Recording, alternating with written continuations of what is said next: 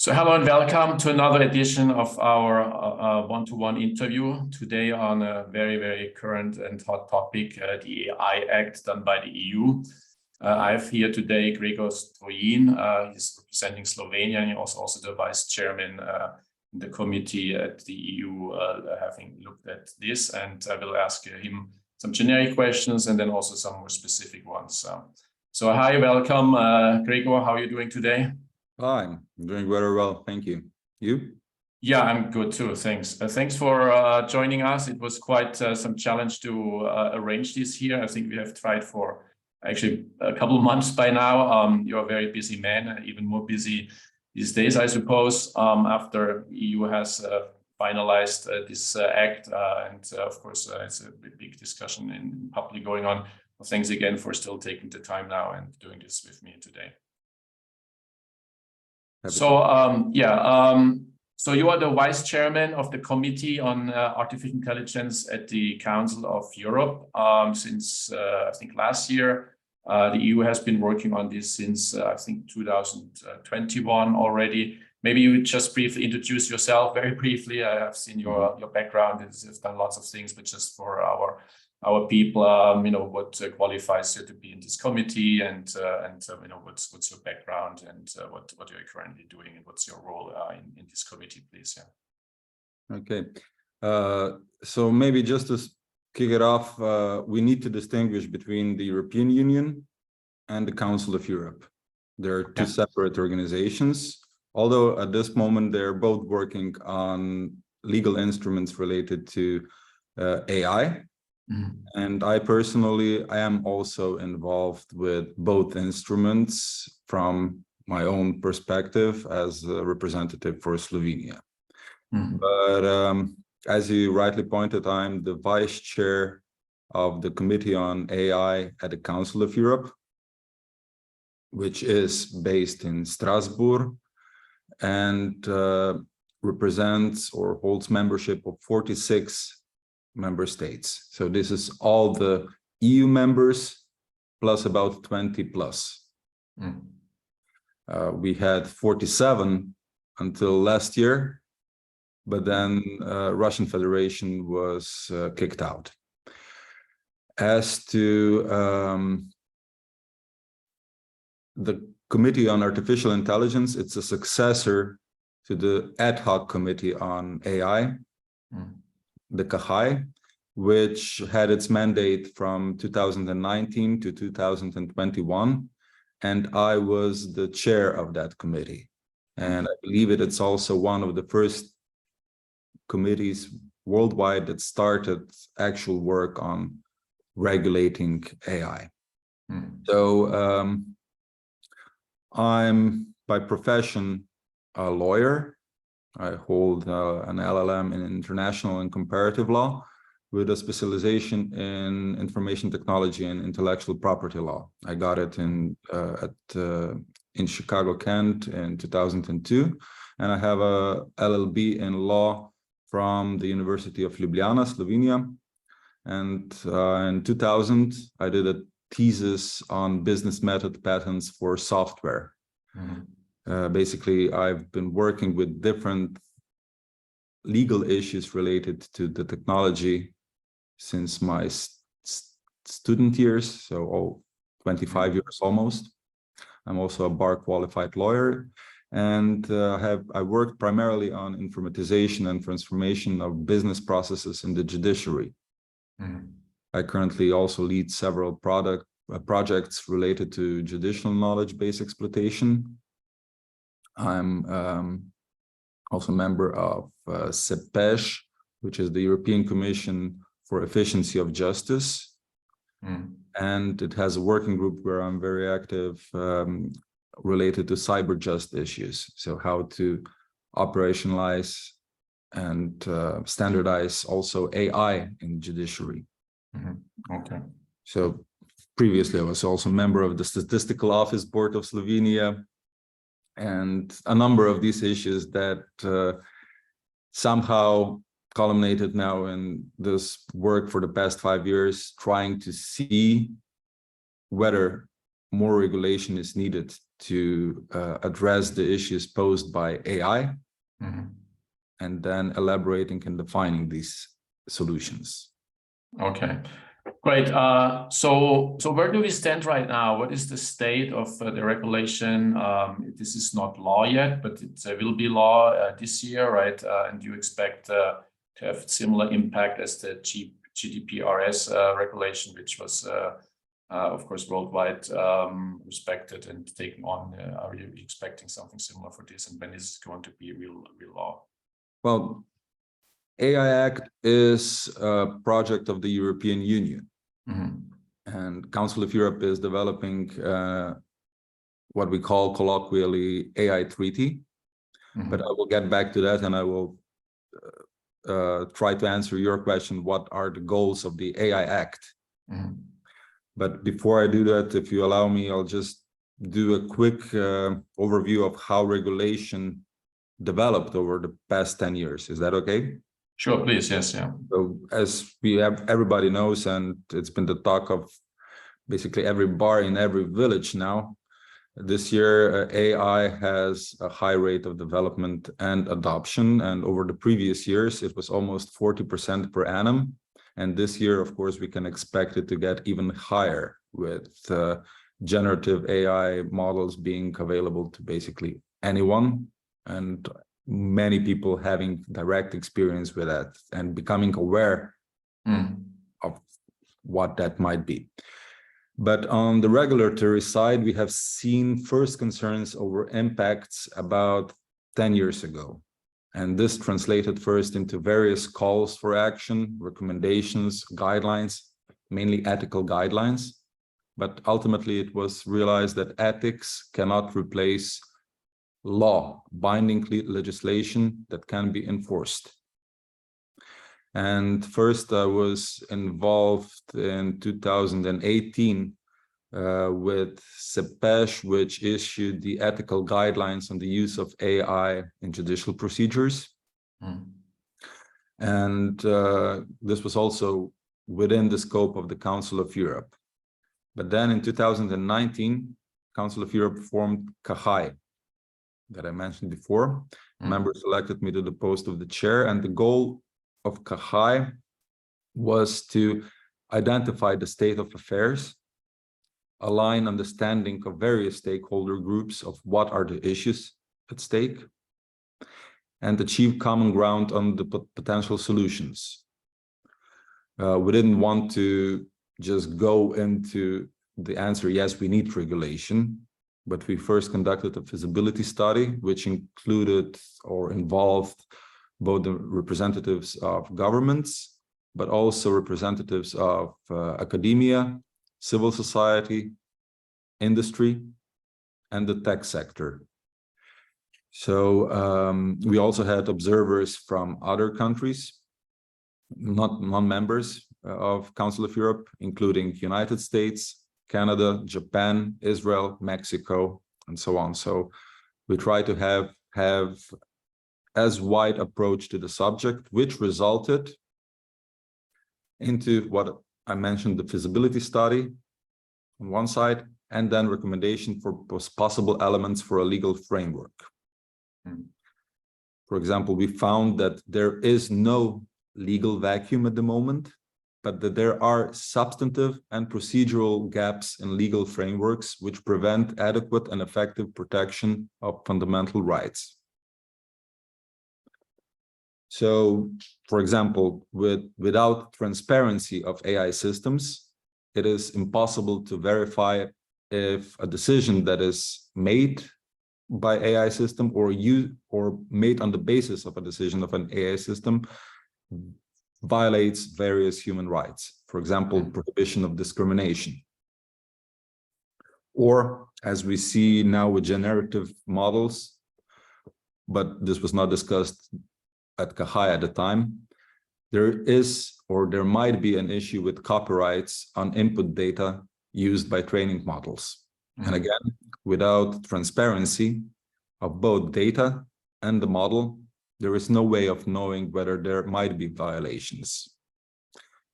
So what is needed before you go into regulation is good diagnostics before solutions are applied. And as for the current state of AI, we are seeing enormous development, enormous desire to implement, but not everything is transparent, and that can cause risks.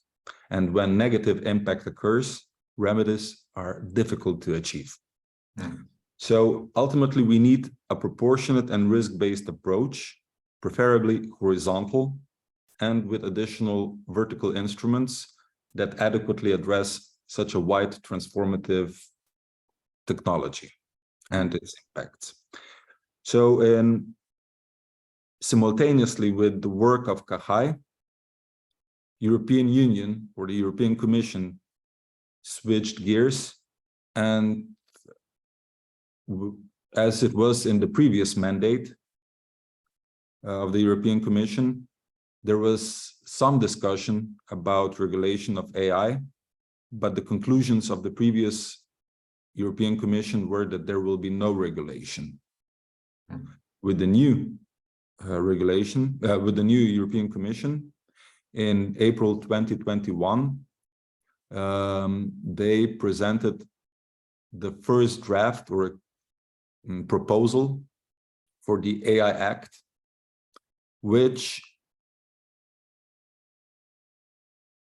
also addressed similar issues, but from the perspective of the European Commission, which is European Union typically addresses the issues related to the market, whereas Council of Europe typically addresses issues related to the state. The state is responsible for protecting and promoting human rights, democracy, and the rule of law. And the market, which is in the scope of what the European Union does, should take care of safety and security of the products that are being used there. So we have two instruments that are in the works. One, the Council of Europe instruments is addressing the states, and it's more principle-based, but it's giving responsibility to a wider scope of countries, what they should do to protect the rights of their citizens. And on the other side, we have the AI Act of the European Union, which aims to instruct the developers and users on how they should do that. Eventually, I believe these instruments will converge. Because the AI Act, but on a practical level, not as instruments. And that is also the case of GDPR that you mentioned. Right. GDPR is a successor, or some say a grandchild, of a convention on data processing that was adopted by Council of Europe already in 1980. And has dealt with protection of personal data since then. And GDPR operationalized this on a regulation basis.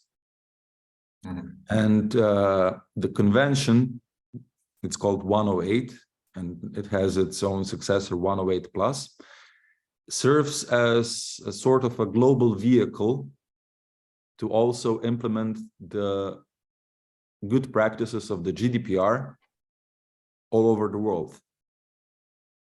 Because there are, I don't know the number, but I think I'm safe to say over 100 countries that have signed to the convention.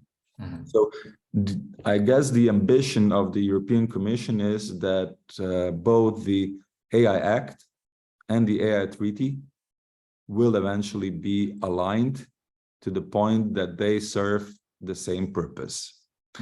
And if I take a step back, and I often say that in 2020, that was the year when the need for regulation of AI was established. I think both at the Council of Europe level and at the EU level. In 2021, the key elements of potential regulation were elaborated, put down on paper. And 2022 was the year when the verbal commitments were put to the test.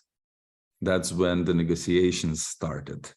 And now we are at the level of negotiations, both at the EU level and the Council of Europe level. And as you asked me primarily about the EU, we are still waiting for the final vote of the European Parliament, which is one of the two co-legislators when it comes to legal instruments of the EU. The other is the European Council, or the Council of Ministers representing the governments of EU member states. Right. The Council provided its final text at the end of 22, and the European Parliament took a bit longer. It will vote on its final text between 12th and 15th of June this year. And after they adopt their position, their different positions will be negotiated with the assistance of the European Commission into the final text. And traditionally, and also in the case that is at hand here, the Council is more industry-oriented and state-oriented. So it's more conservative in its approaches. And on the other hand, European Parliament is often more citizen-oriented. You mentioned it, okay. So now we have the job of the European Commission to help them come to the common ground on several issues that are still open or where there are differences. There are differences when it comes to the scope,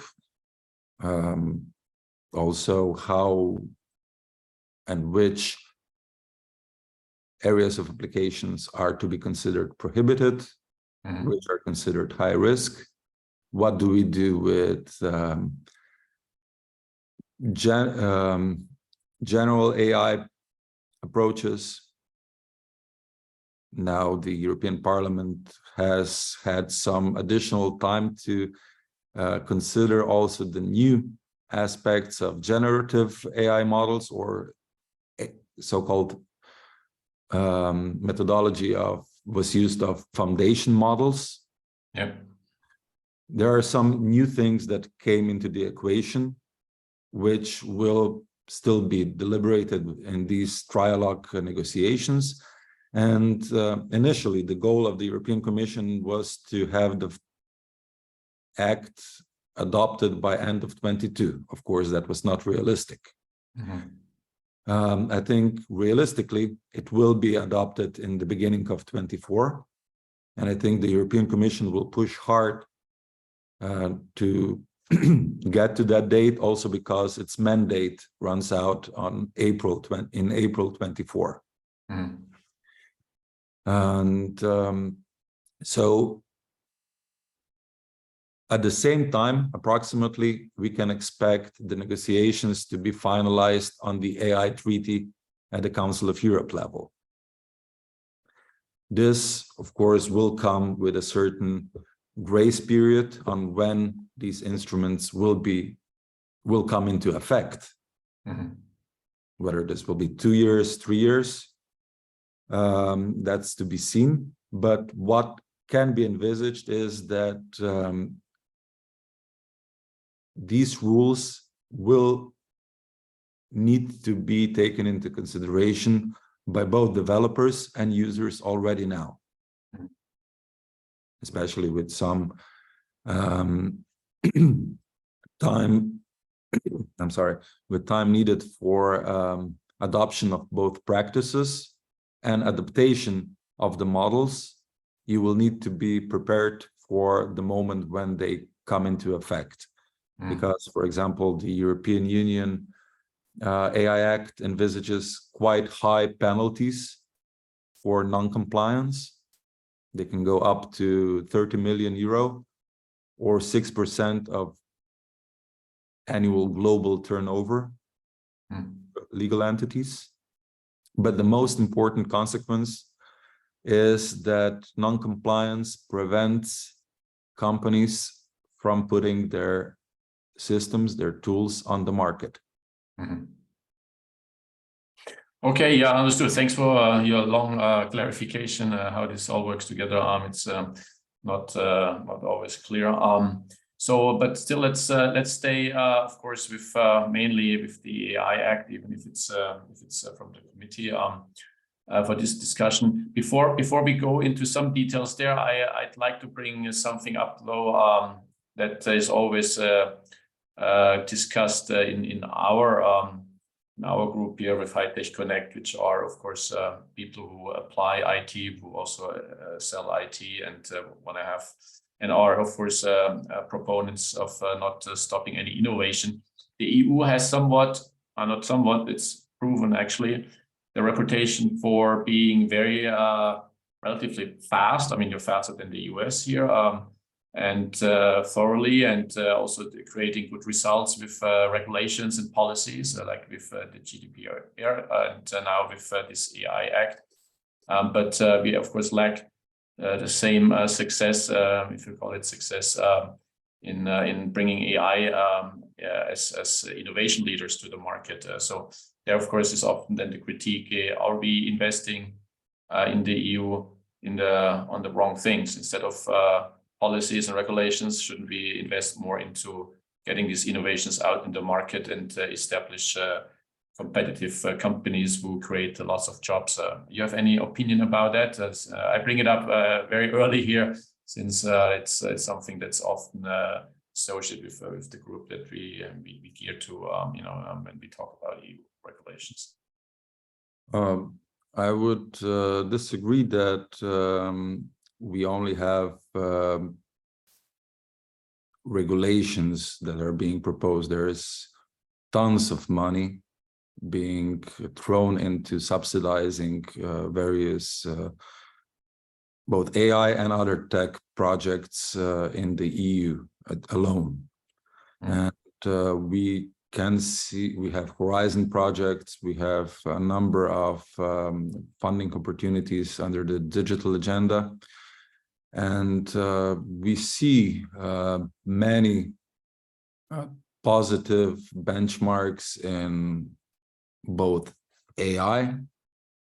For example, the DeepMind was a European company. Fintech, green tech, biotech, health, quantum, smart cities. In Switzerland, you have CERN, which basically started the World Wide Web. Overall, we have high numbers of researchers.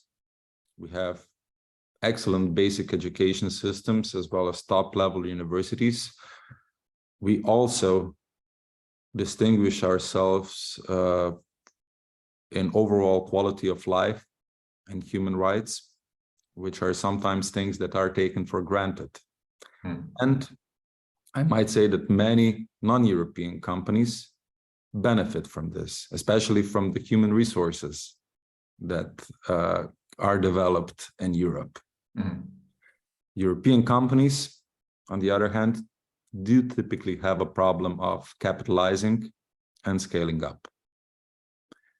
At least as scaling up is concerned, things might be changing, or actually are changing, with the single market, and also some of the benefits of the new technologies. We can imagine that the translation capacities alone will further accelerate and overcome what was for a long time one of the major hurdles in Europe. You mean between languages, or yeah, but this is just one aspect. Overall, we do also have a certain legacy that brings its own constraints with it. But it also provides certain stability and also certain higher level of demographic inclusion. And so there is this question or room for debate. What are we on? What might we be missing out on as individuals or as a society?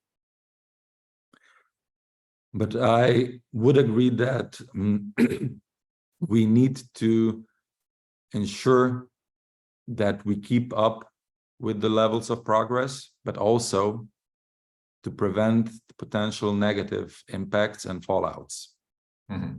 So we need to address this strategically, and I think the EU is doing it because it is addressing the issues related to infrastructure, Mm-hmm.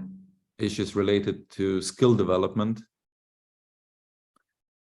and also I think we are doing much better in better distribution of benefits that come from the new technologies and their positive impacts. So we are avoiding, let's say, centralization or even neo-feudalism. Mm-hmm.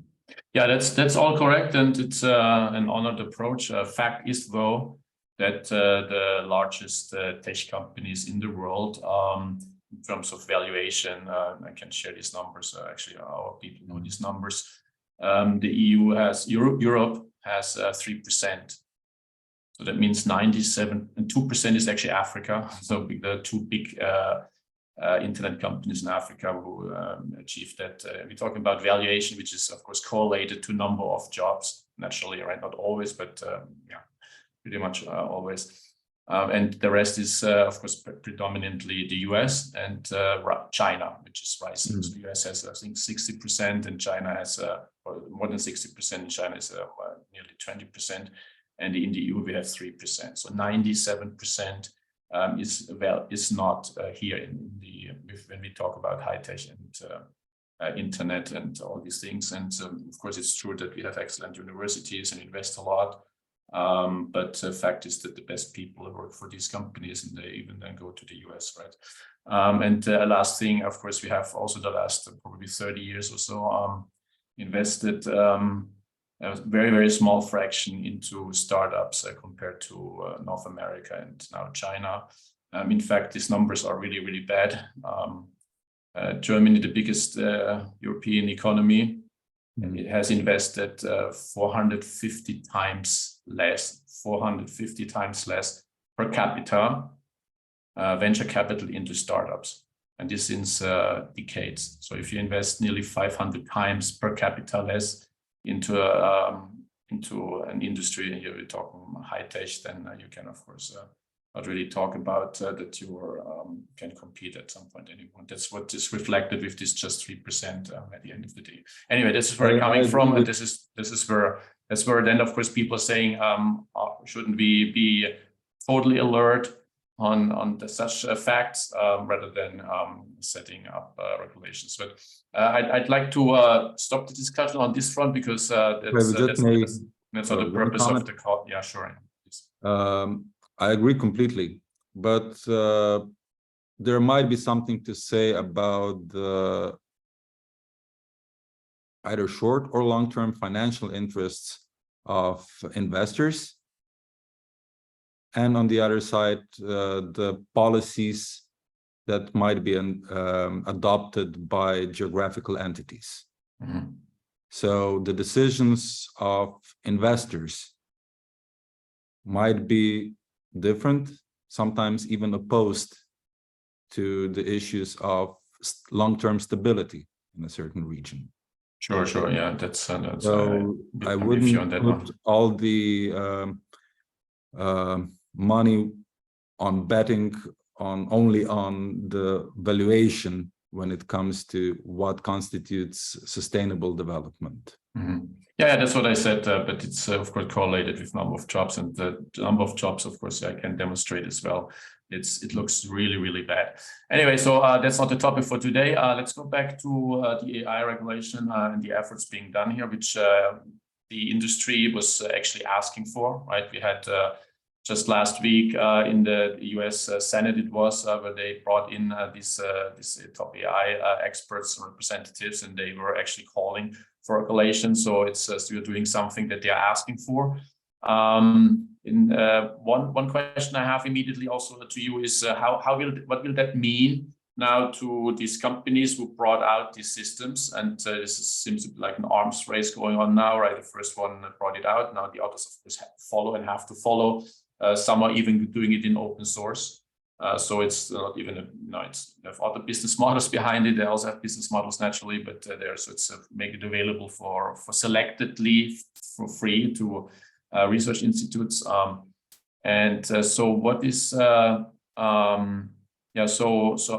what does this mean now for these companies when the AI Act is becoming law? They have to stop their I mean, they have to basically then comply, and they have to first then stop doing the activities. How does this practically work out? Because the genie is out of the bottle, right? I mean, it's there. We have, of course, there is more development coming, but what is happening immediately to these companies? What do they have to expect? Do they have to comply with certain, have to do basically, practically before anyone approves that? Do they need to stop their activities, or how will that work out? Do you have any answer for that?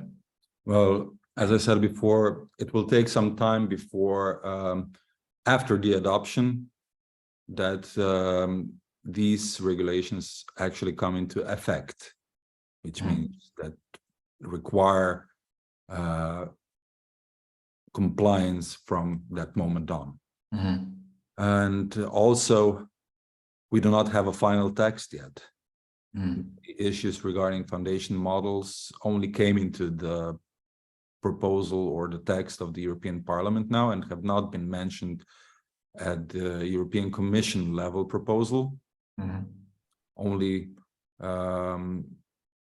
general AI was mentioned in the Council proposal or text. And I'm sure that the provisions will be further fine-tuned. There has been some criticism that the compliance requirements favor large commercial entities and are not conducive to the work of open models. Okay, I can see that. So I would suggest to such companies to prepare their position papers and present the issues, so that when negotiations, which typically are behind closed doors, can take them into account, at least to a certain point, and that they can inform the decision-making process to find the most suitable solutions. Of course, there is a lot of discussion about the risks of closed versus open models. And in general, I think that we have two schools of thought that are trying to guide the issue of regulation. Overall, I must admit that at this point, after being in this for almost a decade, now everybody is pro-regulation. Okay. But that's like everybody is pro-air. But we have to distinguish the air that is polluted, or the air that is high in clean, or just high in oxygen, water vapor, saturated, whatever. Regulations are different. They come in different forms. And also, no regulation is regulation already.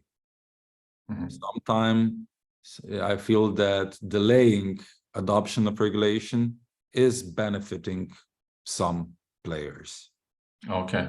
And the goal of, in any industry, throughout time, the goal of many large players was to capture the regulation, to entrench their positions also versus their competition, existing or potential competition. And I see two schools of thoughts now, and one sees the main risk in AI achieving superhuman intelligence levels and becoming an existential risk to humanity. Mm-hmm. And the other school of thought is that we need to fear the human misuse of technology for most. Right. I personally belong to the second group. Mm-hmm. I believe that our approach to solving problems should be based on evidence. It should be risk-based and proportionate. And I believe that there might be, or actually there is, a risk of technology itself going in a wrong direction that might become an existential risk. But we also have problems right here, right now, at home. Mm-hmm. And we should primarily distinguish between regulating technology, mm-hmm. regulating the use of technology. And in this regard, I see that the path that is being taken now at the European level is the correct one. Mm-hmm. And eventually, if we deal with the issues on how to align the use of technology with the way of life that we want to lead as humans, based on the standards that we have agreed on relating to our human rights, democracy, the rule of law. If we do that, we will also be able to solve the eventual existential issues related to the AI. Mm-hmm. However, so when you talk about this, you mean the artificial general intelligence, where, of course, our watchers would all agree, and we have lots of top experts there, that this will take decades. Well, this is something before you even have it. Yeah. So this is something that is, for example, behind these calls that were heard also in the US Congress, and also in the letter, the open letter that was published last month. Yeah. I must say, since I'm not unknowledgeable about AI, that there are different motivations why they bring this up. It's a fact that we are decades away from artificial general intelligence, which was at some point maybe the goal. What we have now is relatively simple AI, but for the first time, I would say ever, really still very powerful, since it of course has a huge effectiveness improvement for day-to-day work for many people and many jobs.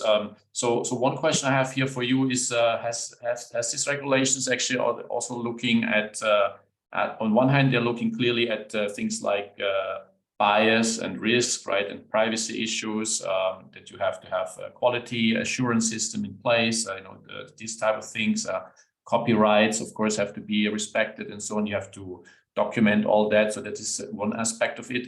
But I haven't really seen an aspect of maybe just because I'm not a legal expert, something that also addresses the point of potential job losses, because that is something that even in the US, these companies are bringing up and are saying, of course, we need to look into that, and the US politicians are looking at that also last week and during this hearing in the intro, that was the primary concern that they had actually, in fact, that you suddenly, have millions of people that will lose their job because, yeah, you just don't need that many marketers anymore, product managers, administrative people, HR people, and so forth, because you can do the same type of work with, of course, a fraction of the people. And that is definitely something we seem to have now with that capability is out now, which wasn't out, I would say, half a year ago or so.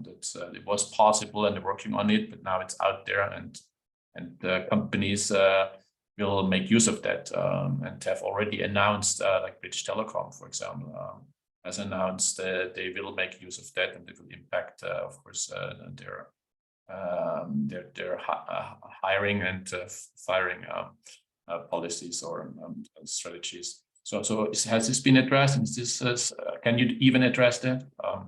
Well, this is not just within the scope of the EU AI Act.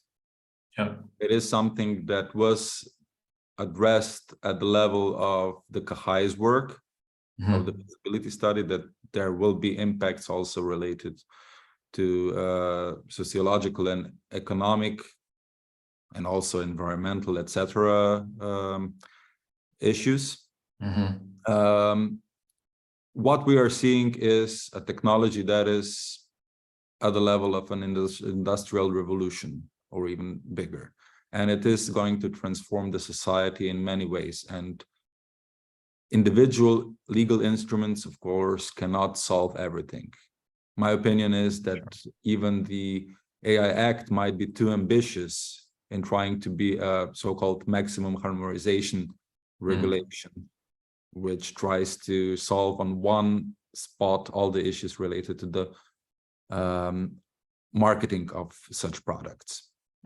So the issues that you mentioned will require engagement of entire governments and also the wider society.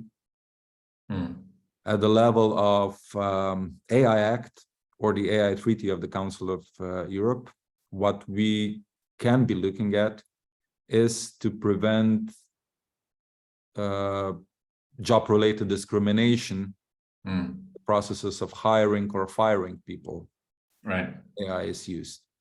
But the issues such as how to deal with replacement of jobs or re-education, reskilling, or various social nets might be required.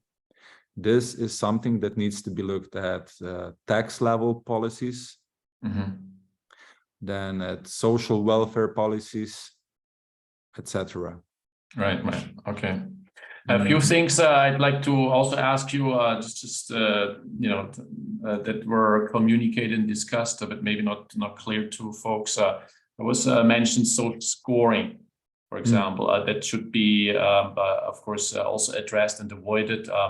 What does this mean exactly, please? And isn't this, that's my question, isn't this already actually done with all the social media that we are part of, and of course, the data that is sold, they're doing exactly that, and you're qualified, by how likely are you a customer, right, or someone they want to address. So it's in some effect already done, or is this is this something different? Is something different meant by this social scoring?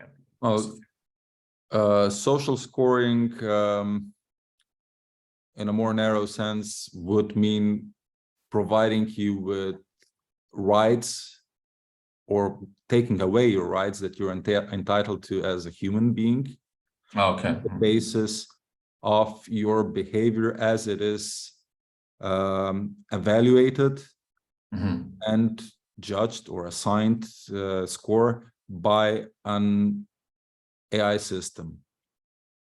Okay. And this is something that we do see in China.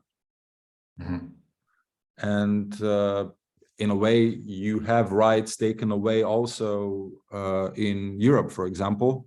If you violate some law, you can get a penalty. But that is then done by a judge. Right. On a case-by-case basis with a number of caveats taken into consideration. Mm-hmm. There might be some hints of social scoring if you get benefits in the commercial sector on the basis of your behavior online. But this is being now deemed as prohibited practice by the AI Act, social scoring itself. Also, there are a number of other prohibited practices that are mentioned in the AI Act or proposed in the AI Act, and I think will be beyond doubt enacted. One of them is real-time facial recognition and classification that is basically used in China regularly. But here we are in agreement that this creates a very likely scenario for a police state. Right. Okay. And we are already seeing cases where countries in Europe have been adopting Chinese technology, being sold very cheaply or even donated, without taking into consideration, or at least not being transparent about the motivations for taking this technology and implementing it in their cities. So eventually this can create risks, especially when it scales up or mushrooms. And these are some of the issues that are being targeted by prohibited practices. And then there are high-risk practices that we've been mentioning before, for example, job hiring or insurance or law enforcement or judiciary. They will require higher quality standards in their development and use scenarios. Right. But practically speaking, this will be very difficult to do, right? I mean, I can see many extreme gray zones where this on one hand is maybe good, on the other hand, to actually not enforce, but at least maybe catch some crime. But then, of course, if you have failure rate, it's of course terrible, right? So are you then using it or not? So that's what I mean, right? AI systems are not perfect. Anyway, so that will open up, I think, a lot of discussions and case-by-case discussions. One other thing I'd like to hear from you, what it is and what it's how it's potentially working out are these regulatory sandboxes, right? The sandbox is usually in IT, something completely different, but these are test environments. How is that meant, and how will this practically work out? Such regulatory sandboxes? Can you say a little bit about that? What it is? Well, I haven't. Example. No. I haven't been involved with the issues of sandboxes. It's more of an AI proposal, but I see of the EU proposal. But I see this as one of the possibilities how to include that as part of the impact and risk methodology before allowing for uninhibited scaling up. Right. Okay. Yeah, I understand. So I think there are a number of incentives or elements that promote innovation, and there is a high degree of awareness that innovation should not be inhibited, both at the EU Act and the Council of Europe Treaty. And of course, there is a need for compliance as a sign of maturity and responsibility. And we see this also in other technologies. Yeah. Okay. But there are other technologies in the past were either developed in a way that required higher initial input by the developers, or were more centralized, or took more time to develop. For example, we didn't have seat belts in cars for almost 5 decades, but now everybody agrees that that's a good thing. Right. Yeah. And in the beginning, there was a lot of debate in the development of vehicles, whether to go for the oil engine or the electric engine or the battery. Mm.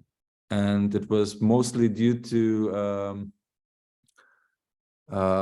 lobbying at the time that gas engines got the dominance. Mm. And we see the effects of that in our environment 100 years later, and we're coming full circle.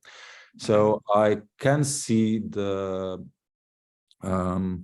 worries of some developers that might make their current work more difficult. Mm. But I often quoted that scientist that was played by Jeff Goldblum in Jurassic Park. The problem that we have here is not because because we were asking the scientists what they could do, and they didn't ask themselves whether they should do it.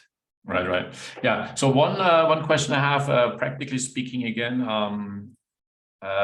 so all these discussions then between the technology providers and the EU regulator, even if there's law there, these are very special. Each of them are special cases. So this requires that you have to sit together, you have to look at the details, you have to discuss this. You must have, of course, in the EU side, also really, really good experts, right, who understand this stuff. I mean, not legally only, but also technically, because are on the same eye level. Is this something that will happen, or is this actually impractical? And if it's impractical, then how will this work out? That the EU will basically have, when they have the discussions with these technology companies, that they will bring in on their side also top AI experts, which can really judge what's going on here underneath the hood, right? Because these are very extremely complex systems, and it's evolving, and of course not everything is disclosed because it's a trade secret what's going on there. So the gist of your question is, how will the compliance work on a practical level? Yeah, exactly. Yeah, right. Exactly. Well, so. Mostly it will require ex ante compliance assessment and efforts, which will be done within the company without the need for regulatory supervision at that time.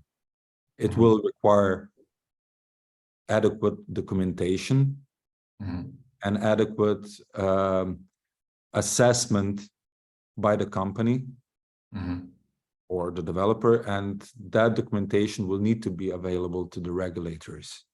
Right. Okay. The products will need to be registered. That's also how they will get the CE marking. And external ex ante verification, let's call it certification, is required only in very limited cases. For example, in biometrics. Okay. There is another field that is already regulated. For example, medical products, automotive or airplane industries, pharmaceuticals, etc. Yep. They will continue with the same compliance process that they are already doing, but they will need to take into consideration also the standards prescribed by the AI Act. Okay. Yeah. So there are varying levels, and for the majority of these developers, this will primarily require internal compliance efforts, conformity assessments, and then implementation of practices. Sometimes, because of the size, they will need external contractors, as they already do now when it comes to the issues of taxation, legal issues, etc. And only, or mostly, when there is or could be a problem, then this documentation will serve as a basis for clarification of responsibility, liability, and corrective measures. Right. Okay. Good. Thanks so much. We are coming to an end. It was great talking to you. Maybe one final question. How do you feel about all that? I mean, you have been heavily, indirectly involved in all of that. Are you happy with the outcome, where it's going, or just certain things that you're not happy about, and how are you judging this? And maybe very, very last question then. Have you heard more positive feedback the last weeks from folks, or more negative, or it's about balanced? What's something that you are hearing? Because people will address you, of course, directly. Well, my experience throughout time is that you cannot make everybody happy. Sure. If you want to do that, sell ice cream, they say. And as to the EU legislative processes, there's also the saying that nothing is agreed on until everything is agreed upon. So we have to wait until the end of the process, how the provisions are set, both at, as I said, at the EU level and at the Council of Europe level. And then we need to see how that happens in the real world. I just worry that the pace of technology is happening so fast that even this traditional approach to regulation, where you have a certain grace period before it becomes effective, might make many issues unaddressed or irrelevant in that time. What that means eventually is that we need to continue with the approach that has already been mentioned and is part of the both processes, that we are trying to keep it technology neutral. We're trying to address issues on a horizontal level and not address technology itself, but the impact that it has on the humanity. And we try to create mechanisms that support the standards that we have agreed upon, or at least that we think are beneficial to our human rights, the rule of law, and democracy. And if we continue with patience and awareness of what is happening, and not give in to populist or commercial propaganda, I think that we can continue with the stability also in the future. But of course, we should not limit ourselves only to the instruments that were mentioned, the AI Act and the AI Treaty, but we should look at this on a much wider political and economical level. And this is where I agree with you. There will be issues that need addressing, also regarding the impact on society, which is not direct, but indirect. Right. Okay. Thanks so much again. Good luck and continued good effort on making this a success. Seems to be on overall good track, is my opinion, and companies are asking for it to keep up with the speed of technology. Of course, will be hardly possible, but we need to have something in place to avoid bad things potentially. Thanks again, Gregor, for your time, and you have a great day and good time. Cheers. Bye-bye. Thank you, Ralph. You too. Bye-bye.